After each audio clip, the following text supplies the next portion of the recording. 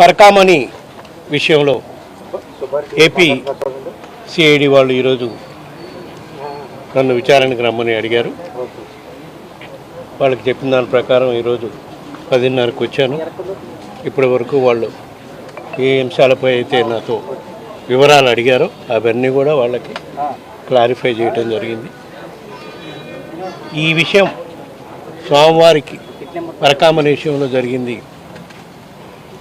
ఇది చాలా ఘోరం. ఇట్లా దొంగతనం జరగటం, దీనిపై సమగ్రంగా విచారణ జరిపి ఎవరైతే బాధ్యులో ఎవరు దోషులో వాళ్ళు నిర్ధారణ చేసి వాళ్ళు పట్టుకొని కోర్టు ద్వారా వాళ్ళకి సమగ్రంగా ఏ విధంగా అయితే జరగాలో ఆ విధంగా జరిగే విధంగా మీరు అన్ని చర్యలు తీసుకోండి. వాళ్ళకి కోర్టు చెప్పిన మేరకు మీకు అన్ని విధాలా సహకరిస్తామని చెప్పడం జరిగింది. వాళ్ళు అడిగిన వాటన్నిటికీ నేను సమాధానం చెప్పానని చెప్తే ఇంక విచారణకి అర్థమే ఉంటుంది చెప్పండి. వాళ్ళు విచారణ చేస్తున్నారు, వాళ్ళు అడిగిన వాటన్నిటికీ నేను సమాధానం చెప్పడం జరిగింది. ఒక్కటి మాత్రం చెప్తాను, నేను మీ హయాంలో జరిగింది ఇది, దానివల్ల మిమ్మల్ని పిలవాల్సి వచ్చింది అన్నారు. జరిగిన మాట ఇప్పుడు తర్వాత నేను మా పీరియడ్ అయిపోయినాకనే నా దృష్టికి వచ్చింది. దీన్ని బయటికి రాకుండా ఎవరు తొక్కిపెట్టారో, అధికారులా, దానికి విజిలెన్స్ డిపార్ట్మెంటా, వాళ్ళు ఎవరు అనేది నిర్ధారణ చేయాల్సింది మీరు తేల్చినాక కోర్టు ఏ విధంగా నిర్ణయిస్తే దాని ప్రకారం చర్యలు తీసుకుంటే రాబోయే రోజుల్లో కూడా ఇది మంచి ఇదిగానే ఉంటుంది. కాకపోతే దీన్ని పొలిటికల్ రంగాల మీద కార్యక్రమం చేయొద్దు. సుబ్బారెడ్డిని పిలిచాము, కరుణాకర్ రెడ్డిని పిలిచామని మీడియాల్లో కొట్టే కార్యక్రమం చేయకుండా నిజంగా సిన్సియర్గా మీరు చేసే కార్యక్రమం అయితే మంచి కార్యక్రమే, దోషం తేల్చే కార్యక్రమం చేయండి అని చెప్పడం. రవికుమార్ ఆస్తులు బినామీ పేర్ల మీద బదలాయించుకునే ఆరోపణలు నువ్వు అంటున్నావు, వాళ్ళు ఏం అడగలేదు నన్ను. సిఐడి వాళ్ళే చెప్తున్నారు. వాళ్ళు నన్ను అడగలేదా అంటున్నా.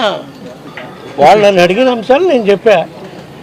అదే ఇప్పుడు ఇంతగా చెప్పా కదా, నువ్వు ఇట్లా మీడియాలో ఇట్లా రాసి మమ్మల్ని అందరినీ బదనాం చేయాలని, దానికోసమే కదా. అందుకే నేను ముందే చెప్పా. వాళ్ళు అడిగిన అంశాలన్నిటికీ నేను క్లియర్గా చెప్పడం జరిగింది.